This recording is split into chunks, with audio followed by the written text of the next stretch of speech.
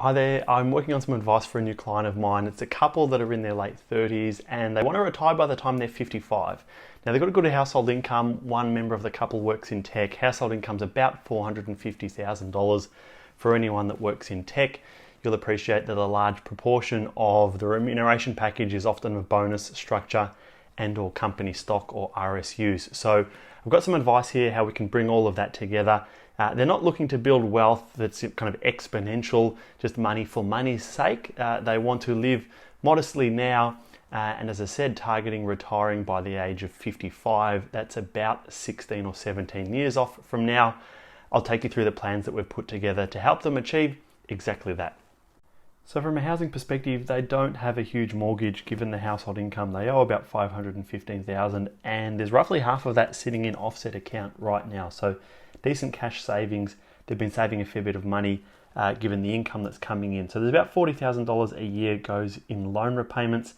And then we're going to get the stock, RSUs and bonuses that come through over the next little while to tip into the offset account. So over the next 4 years or so, this offset account should be full, and then we don't need to worry about making extra repayments. We can just instruct the bank to take the loan repayments from the offset account and effectively forget about the mortgage.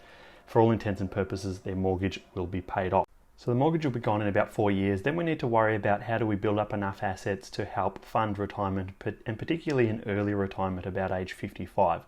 What we're going to use is a family trust. We're going to set up a family trust. There's a pretty big discrepancy between the income.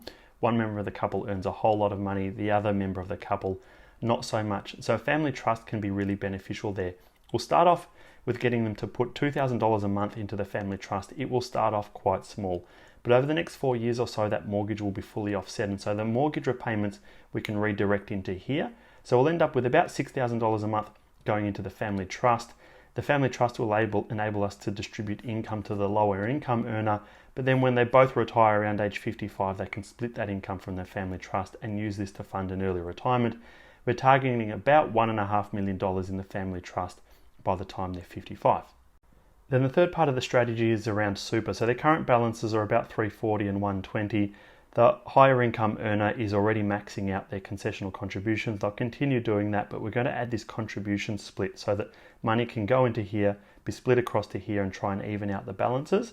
If they continue on with this strategy, earn some decent returns, their combined super balances will probably be somewhere between about 2 and 2.5 million by the time they're 55.